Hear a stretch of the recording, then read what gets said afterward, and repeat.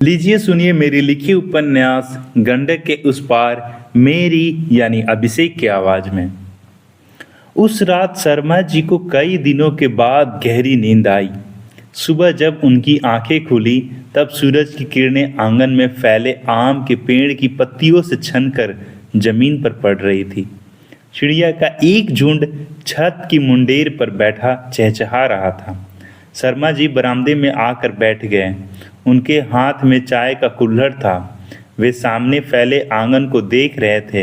यहीं कभी उनकी माँ धान सुखाती थी, यहीं दादी तुलसी को जल चढ़ाती थी, यहीं छोटे छोटे भाई बहन खेलते थे और आज पूरा आंगन शांत था।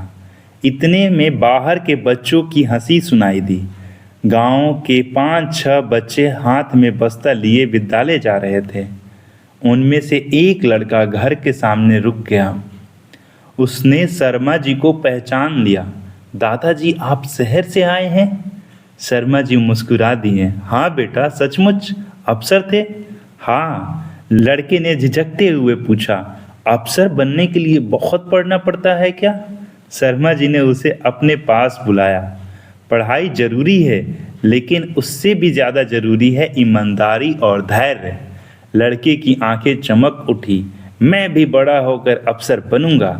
शर्मा जी ने उसके सिर पर हाथ फेरते हुए कहा, बनना, लेकिन इतना बड़ा मत बन जाना कि अपने गांव को भूल जाओ। बच्चा मुस्कुराया और अपने साथियों के साथ दौड़ पड़ा। शर्मा जी बहुत देर तक उसे जाते हुए देखते रहे। दोपहर में रूपमती आई। आज विद्यालय चलोगे? विद्यालय? हाँ, प्रधानाध्यापक तुमसे मिलना चाहते हैं। उन्हें पता चला है कि तुम आए हो। शर्मा जी और शीतल दोनों उनके साथ हो पड़े। विद्यालय में बच्चों ने तालियां बजाकर उनका स्वागत किया। प्रधानाध्यापक ने विनम्रता से कहा, शर्मा जी, हमारे बच्चे बड़े सपने देखते हैं, लेकिन उन्हें राह दिखाने वाला कोई नहीं है। आप उनसे 2 बातें कह देंगे तो उन्हें जीवन भर याद रहेंगी। शर्मा जी पहले झिझके, फिर बच्चों के सामने जाकर खड़े हो गए। उन्होंने किसी भाषण की तैयारी नहीं की थी। उन्होंने बस अपना जीवन सुनाया। कैसे पिता के जाने के बाद जिम्मेदारियां आईं, कैसे माँ का साया भी जल्दी उठ गया, कैसे पढ़ाई और संघर्ष साथ साथ चले, कैसे असफलताएं भी मिली और कैसे कभी हार नहीं मानी।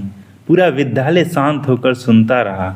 अंत में उन्होंने कहा, बच्चों, बड़ा घर बनाना सफलता नहीं है, बड़ा पद पाना भी सफलता नहीं है। सफलता यह है कि जिस मिट्टी में तुम्हें जन्म दिया, एक दिन वही मिट्टी तुम्हें देखकर गर्व करे।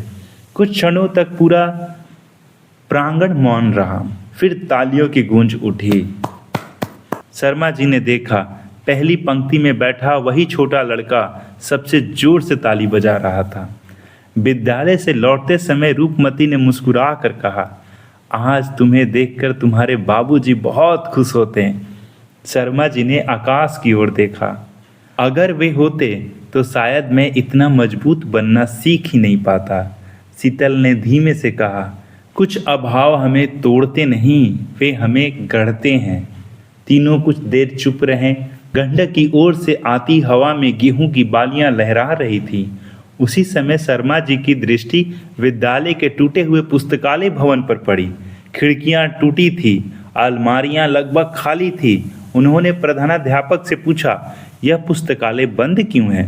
प्रधानाध्यापक ने संकोच से उत्तर दिया, पुस्तकें नहीं है, बजट नहीं है, बच्चों की इच्छा है पर साधन नहीं। शर्मा जी कुछ नहीं बोले, लेकिन उनके भीतर जैसे कोई निर्णय जन्म ले चुका था। उन्हें अचानक अपने दादी की बात याद आई, दीपक वहीं जलाना जहां सबसे अधिक अंधेरा हो। उस शाम गंडक के किनारे बैठे बैठे उन्होंने पहली बार महसूस किया कि शायद वे गांव केवल अपना अतीत खोजने नहीं लौटे हैं। शायद ईश्वर उन्हें किसी और कारण से यहाँ वापस लौटाया है। अब समय था कि केवल वे अपने बचपन से केवल मिलने नहीं, बल्कि उसका ऋण चुकाने आए हैं। गंडक शांत थी, उसकी धारा बह रही थी, जैसे वह भी इस निर्णय की साक्षी बनना चाहती हो। धन्यवाद।